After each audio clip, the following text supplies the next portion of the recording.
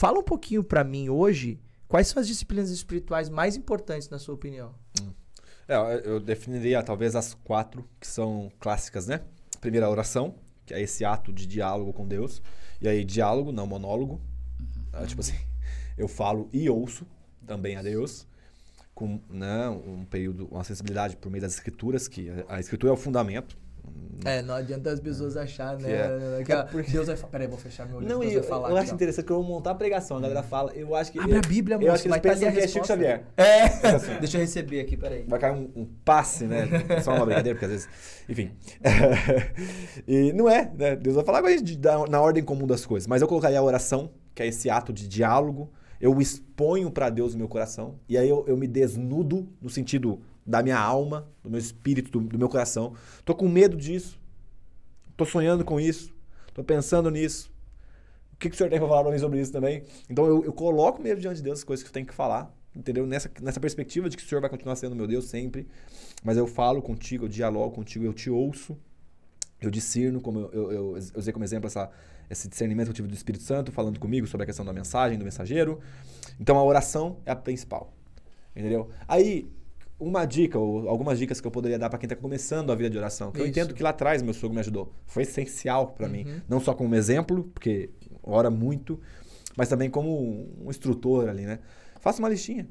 Entendeu? Segunda-feira eu vou orar pela minha família, por meu trabalho e tal coisa. Na terça, por tal coisa, tal coisa, tal coisa. Na quarta e tal. Tira momentos de silêncio, realmente prende a sua mente ali, volta para você ouvir a voz de Deus. São coisas importantes para a oração. E também tenha uma folha em branco para você anotar o que Deus fala. Né? Porque às vezes Deus comunica algumas coisas. Inspirações. Né? Isso. E aí o que eu faço para me proteger de ouvir o que Deus não falou? Te repito, o que eu faço para me proteger de ouvir o que Deus não falou? Eu sempre compartilho com alguém que me discipula. Então vamos supor, Douglas. Tava orando sobre isso, cara. E aí Deus falou isso comigo. Tira lá um momento de oração você também e ora, me ajuda orando por isso. Porque a igreja é um ambiente seguro. Não, a igreja serve para isso. Então vamos supor, o Robson que tá aqui que anda mais perto de mim. Se ele tá com sono, algum plano, e agora até esse dia atrás ele tomou uma decisão, eu falei, cara, vamos orar. Vamos tirar um tempo de oração juntos aí. Por quê? A chance dele ouvir errado ou eu ouvir errado é muito grande. Agora, os dois, entendeu? Deus vai comunicar, Deus vai falar algo ali conosco. Porque, né, onde tiver 2 ou 3 reunidos, ele tá no nosso meio. Então, Deus vai comunicar conosco. Então, a gente usa a igreja como esse ponto de segurança. A oração. Sem dúvidas. Agora, as escrituras. Ler a palavra, ler as escrituras é algo fundamental para o cristão. Ao ponto de o próprio Cristo, repito, dizer que é tão essencial quanto o pão que nós comemos. No final do dia, se você deixa de comer pão, abre parênteses, alimento, de se alimentar, você sente falta do alimento. O jejum não é algo confortável. A gente se sente desconfortável ali, né? A gente fica geralmente, poxa, tô com fome, né? Agora, a pergunta é, chega no final do dia, sem ler a palavra, me incomoda tanto quanto me incomodaria um prato de comida? A falta dele? Então, é isso. A oração, a leitura da palavra que norteia. E aqui quando eu falo leitura, é leitura devocional. Não somente estudo. Porque o estudo, eu sou tendencioso a pegar um D.A. Carson, a pegar um Tim Keller, abrir o comentário ali, pegar um John MacArthur, abrir o comentário e ler aqui, ver o que o cara tá falando, o Hernandes Dias Lopes, e ficar comendo o alimento que foi preparado pelo meu irmão. Agora ali Deus está falando comigo. E eu não estou falando de estabelecer doutrina. É uma leitura devocional. E às vezes Deus vai usar. Os pregadores acabam caindo bastante nessa armadilha, tendência né? de estudar mais do que ler leitura devocional. E é um exercício, cara. Eu fico sempre voltando. Não. Agora é alimento. Agora é alimento. Nossa, agora é alimento. é um desafio separar. Então oração, leitura da palavra, o jejum também é algo essencial e fundamental. Por que eu falo isso? O jejum, às vezes as pessoas falam assim, não sei se já falaram pra vocês. Ou vocês também já falaram, porque eu já falei. Quando eu jejuo, eu fico muito bravo, cara. Quando eu jejuo, eu fico muito estressado. Sem paciência. Só que qual que é a verdade?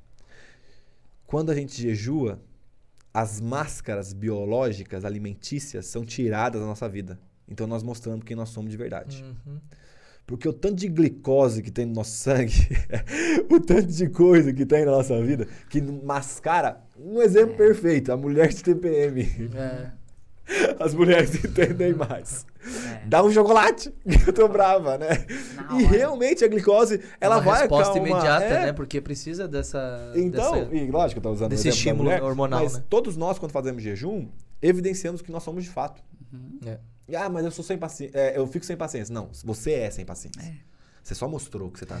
O jejum é impedir que pequenos luxos se tornem grandes necessidades, né? É você mostrar pro seu estômago que você governa ele e não ele te governa. Exato. E hoje, o Richard Foster, o próprio autor da Celebração da Disciplina, ele fala que é mais difícil jejuar... é mais difícil jejuar do que dar oferta. Porque qualquer canto que você vai, graças a Deus pelo Brasil, pelo menos boa parte do nosso país, tem muita comida. Tem comida em bonança. Existem, lógico, regiões mais carentes que passam necessidade e tal. Mas boa parte, você tem um restaurante na esquina. Prato feito, R$15. Você vai ali tem outro negócio. Tem um cachorro quente. Vai ali tem um bom lanche. prato aí. Quanto que é o bom prato? Então. E agora, o jejum tem essa marca de evidência. Agora, o cuidado com o jejum é não tornar ele uma moeda de barganha. Porque é tendencioso, eu vou jejuar para ter mais poder de Deus. E não é pelo poder que eu estou jejuando, é para manifestação de saudade do noivo. Porque quando os discípulos dos fariseus vão questionar Jesus, os discípulos dos fariseus vão questionar Jesus e fala, por que eles não jejuam?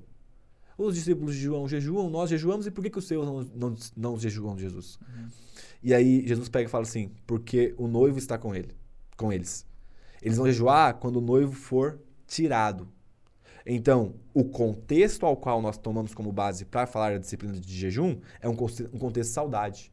É como se o jejum fosse uma manifestação. Eu estou com tanta saudade do Senhor que eu vou deixar de fazer algo que é essencial para te mostrar o nível da minha saudade. Pelo Senhor e não pelo seu poder. Então, a gente tem aquela ideia de pagar o preço. Né? Tô pagando o preço de jejum e oração. Que preço, velho? O preço foi pago na cruz. Jejum e oração é privilégio. Jejum e oração, a gente tem que mudar essa nossa mentalidade, gente. Jejum e oração é privilégio. Pagar preço. Que preço? Preço foi o Calvário. Preço foi a cruz. Foi os flagelos que ele sofreu. Para nós, conectar com o Pai por meio de uma oração e do jejum é privilégio, é honra do crente. Entendeu? Então, são essas. Oração, leitura da palavra, jejum e eu colocaria por último a meditação. E a meditação... Qual a diferença de meditação e leitura bíblica? Isso. A leitura bíblica, estou lendo de forma corrida, só alimentando a minha mente.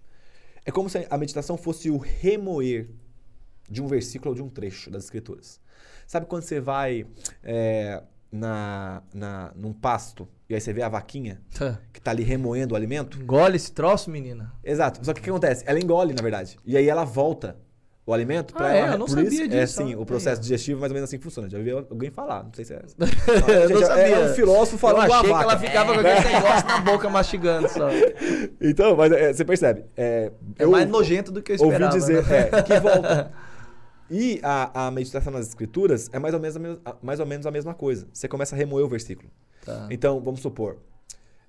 O Senhor, Salmo 27:8. Salmo 27:8, eu acho, tá? O Senhor estabeleceu o seu trono no céu e governa sobre tudo que existe. Se não me falha, a referência é Salmo 27:8. Então, eu tô num período de ansiedade. Pô, cara, tô sem trabalho, a conta tá chegando, ou outros problemas, e aí eu começo a pensar, meditar naquilo. O Senhor estabeleceu o seu trono no céu e governa sobre tudo que existe. O Senhor governa o seu trono no céu. E aí vem os períodos de ansiedade. Peraí. O Senhor estabeleceu o seu trono no céu. Deixa eu te dar um exemplo. A forma que a gente descobriu a gravidez da Ellen foi bem inusitada. A gente queria muito, ela demorou um pouquinho para engravidar, ela tinha uma questão no útero que precisava ser tratada, foi tratada, mas foi tranquilo. E aí ela não estava conseguindo segurar o xixi de noite. Então ela, toda noite ela levantava para fazer xixi. Aí eu comprei lá o palitinho, ela veio com o palitinho.